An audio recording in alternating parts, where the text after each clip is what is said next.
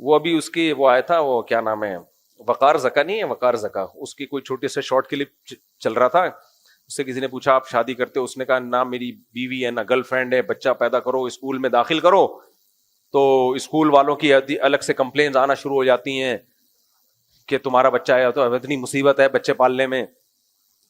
تو واقعی اسکول سے کمپلین آنا شروع, آپ کا بچہ پڑھ نہیں رہا بغیر, تو ہم استغفر اللہ, یعنی ہم نے تمہارے پاس جو فیسیں دی ہیں اس لیے تھوڑی ہے کہ تم ہمیں بتاؤ کہ نہیں پڑھ رہا. ہم نہیں پڑھانا ہوتا تو گھر میں بٹھا کے نہیں پڑھا لیتے. اسکول میں آپ فیسیں بھرو, بچہ فیل ہوگا تو ٹیچر ڈانٹے گا کس کو؟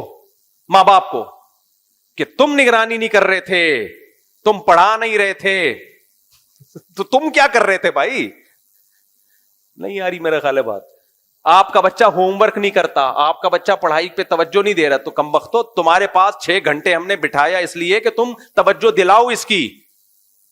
کرنا سارے کام گھر میں ہی ہیں, تو تم پیڑے کھانے کے لیے یہاں تم نے بچہ رکھا ہوا ہے. یہاں پہ یہ حالات چل رہے ہیں اسکولوں کے. بہت بڑا بزنس ہے بھائی. جب چلی گئے تو پھر سب کے خلاف بنائے نا ولاگ. کیا خیال ہے, کیا خیال ہے بھائی؟ تو میں تو سوچ رہا ہوں پھر اب کھل گئے تو ایسی کی تیسی. خیر, تو وہ اسکولوں میں جو دھندے ہو رہے ہیں, چند اسکول ہیں وہ کوشش کر رہے ہیں پڑھانے کی, پڑھائے ان سے بھی نہیں جا رہا لیکن کوشش کر رہے ہیں. وہ بھی کم بخت سلیکٹڈ بچوں کو رکھتے ہیں, بہت ذہین اور جو پہلے سے پڑھے لکھے ہیں. ان کو پتا ہوتا ہے کہ ان کو تھوڑی سی پالش کرنی پڑے گی, باقی یہ بیڑا پار.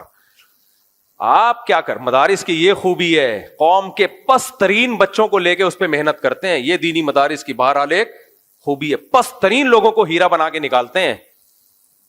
اور یہ بڑے بڑے جو اسکول ہیں نا ٹھیش پیش جو چل رہے ہیں, یہ پست ترین لوگوں پہ محنت نہیں کرتے, یہ انہی لوگوں پہ کرتے ہیں جو پہلے سے پڑھے لکھے خاندانوں سے چلے. یار ان کو پتہ ہے ان پہ محنت نہیں کرنی پڑے گی, رزلٹ اچھا آئے گا تو ہماری نیک نامی ہوگی.